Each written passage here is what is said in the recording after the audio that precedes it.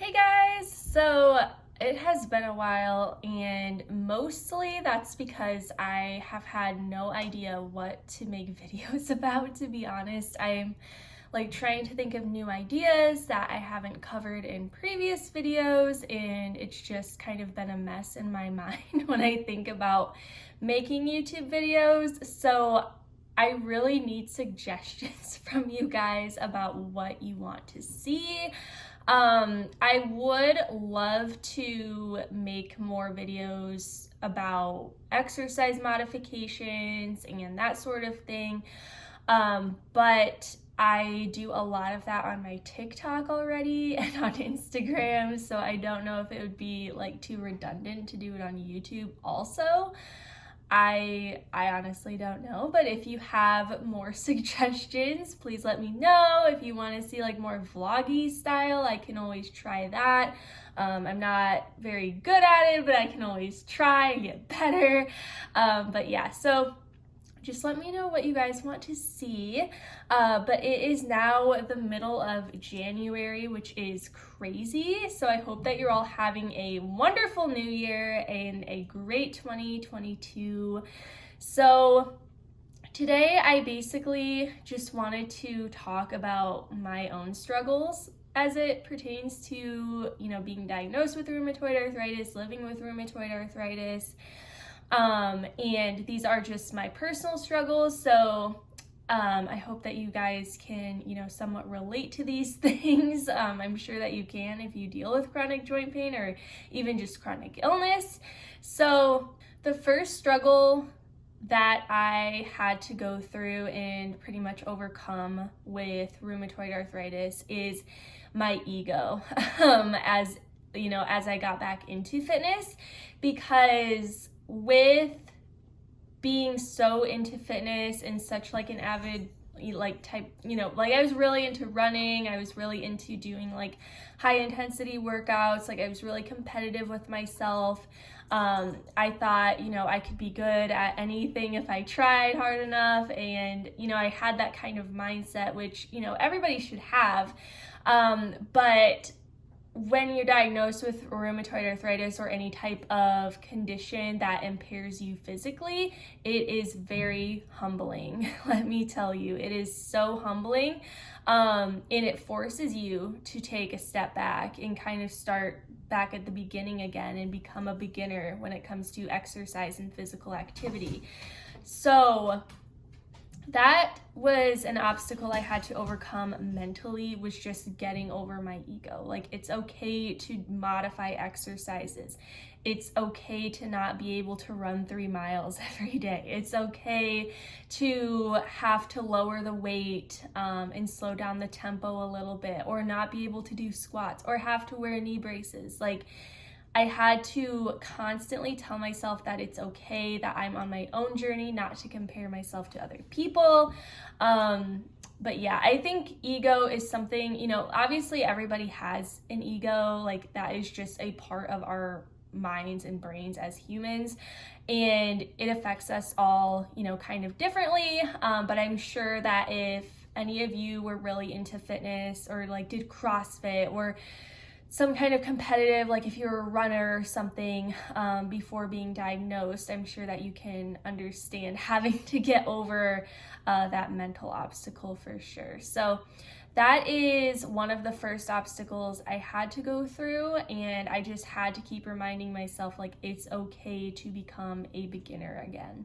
Another thing that I think a lot of us have to overcome when it comes to mindset and, your mental health and everything is feeling guilty for not being able to do certain things or for missing out on certain activities.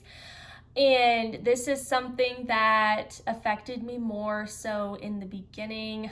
It does a little bit now, but not as much. For instance, if I had to not go to a friend's party or something because I just felt so bad and like my joints were swelling up and I just felt so fatigued, and I knew that it wasn't best for me to like go out that night, I would feel automatically like super guilty about it.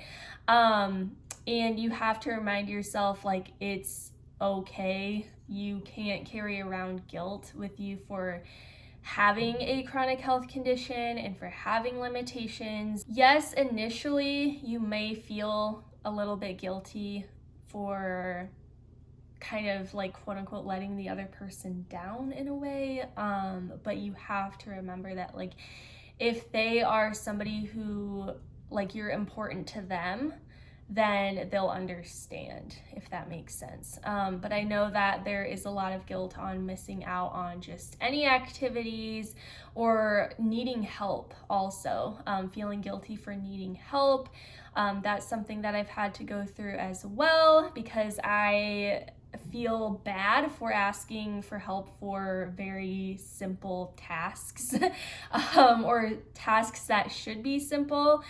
Like taking out the trash or vacuuming or cleaning the bathroom, because like even now I really can't clean the shower. Like my hands will like lock up and it's just really painful, so I try not to scrub the shower, and thankfully I have somebody now that can do that for me. But you know, that's something that I would always feel kind of guilty for needing help for. And a lot of times those people don't understand that it's like you physically, it hurts you to do those things.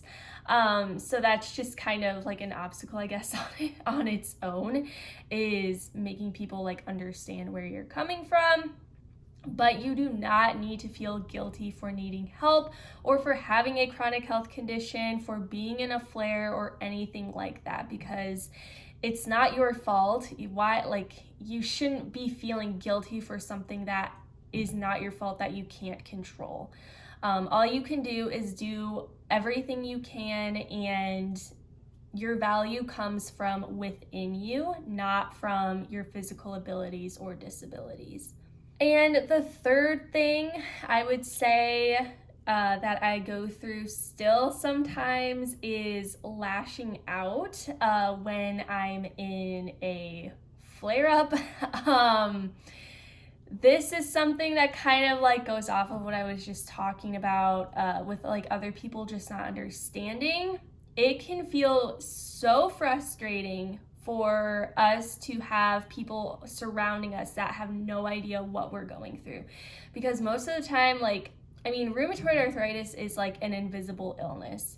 You don't really see it most of the time. Like if I'm in a flare-up, you're not going to look at me on the street and go, oh, that girl's in a flare-up, you know? So it's something that like I've had to really ingrain in my mind. Like it's not the other person's fault that they don't understand what's going on with me.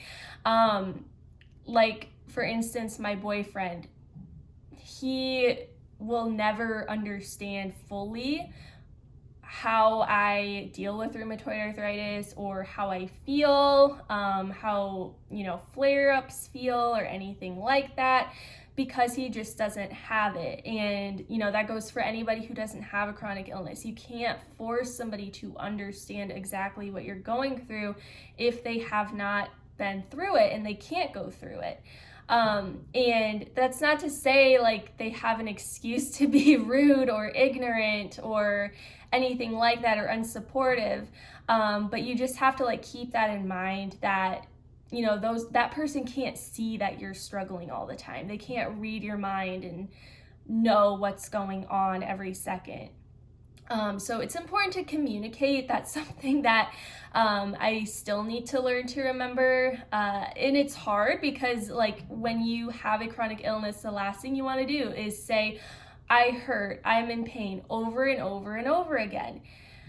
Like at some point we just kind of like stop talking about it, because why would you know, why do we want to keep saying the same thing over and over again, like and have people just look at us, say like, oh, like she's in pain again, or she's always in pain or something like that. So it's just, I think that over time we tend to be quieter about those things. But in reality, we need to still communicate with those that we're close to, with loved ones, people that we live with, and say like, hey, I can't do this today because I'm really hurting. and just, communicate that to them. Hopefully that kind of makes sense. I'm like struggling for words today. But like even now, I tend to take out my frustration that I have about my body, and if I'm in a flare up or if I'm having pain, I can tend to take that out on other people, because I don't know if this is something that pertains to the majority of the population with rheumatoid arthritis or not, but I do have anxiety, and it is heightened when I am in physical pain. And I think that's because when I was first diagnosed with RA and I didn't know what was wrong, there was like all of that uncertainty, and I'm sure you guys can relate to that, and just my anxiety was super, super high.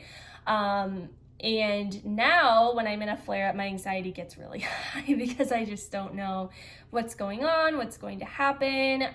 And it just kind of like automatically happens. Like I don't really think about it, but it's correlated in some way. So I just have to remember to not take out my pain on other people. And that's something that can be really hard to do, because sometimes we think like, oh, they should understand. Oh, they should, like, we don't take responsibility for those things. And that doesn't mean we need to be an asshole to another person just because we're in pain. Obviously if the person's being really disrespectful or unsupportive, or they're just being ignorant about stuff, that's a different story. But if it's just, like somebody coming downstairs and saying like, hey, do you want to do this today? Like, we don't have to yell at them and be like, fuck off. Like, that's not nice to do. Don't do that. Communication is key when it comes to that, I have found. And the last thing that I'll talk about is feeling alone, because when I was first diagnosed with RA, I knew absolutely nobody else who had rheumatoid arthritis or any type of chronic illness, really, like chronic joint pain that was close or similar like to what I was going through. So it really increased the feeling of loneliness. And I remember just feeling so hopeless and just alone, like nobody understood. And it was really, really hard. And when you feel like that, it's important to reach out and try to find community in some form. I joined Facebook groups first, and then I made, my Instagram and started connecting people through there. And now it's like, I know so many people with rheumatoid arthritis and other types of chronic joint pain. It's crazy. But community is something that is often overlooked, because we usually don't tend to think about that, especially if you're introverted. Like, I'm very introverted, and I don't really think about going out of my way to talk to other people a lot of the time. But it is important to have that support, and not only for yourself to know that you are not alone in your struggles, but also so you can learn from other people's experiences. And that's kind of what has been going on with my coaching program also, is that now it's more of a community of the ladies in the program. And they can often, share experiences with each other. And a lot of times those people haven't connected with others who have the same health conditions as them. So I just think that's something that is really important in overcoming the struggle of feeling really alone. Obviously, no matter what, you're going to feel some form of loneliness, especially in your regular day-to-day life, but it helps a lot just knowing you're not actually alone out there. So that's pretty much all I wanted to talk about today. It was just kind of not really, I'm sorry if this wasn't the most positive video, but I just kind of wanted to put my struggles out there. honestly, my hips have been hurting a lot lately, and I think that might be why I want to just complain. But hopefully they'll feel better soon, I'm hoping. But yeah, I just wanted to kind of share that with you guys, and hopefully you can relate. Leave a comment down below if you have gone through any of those things as well, or any struggles that you want to add, because I definitely didn't go through every single one. I just went through the main ones that I could think of. Also, if you are looking to reach a fitness goal in 2022, please send me a message, email me, or apply for my one-on-one coaching program to get you to your fitness goal while working around chronic joint pain. I still have spots open for this new year, and people, like, it's filling up fast, so make sure to get on that, or message me if you have any questions about it. But other than that, I hope that you have a great rest of your day. Thank you so much for watching, and don't forget to like and subscribe. Bye.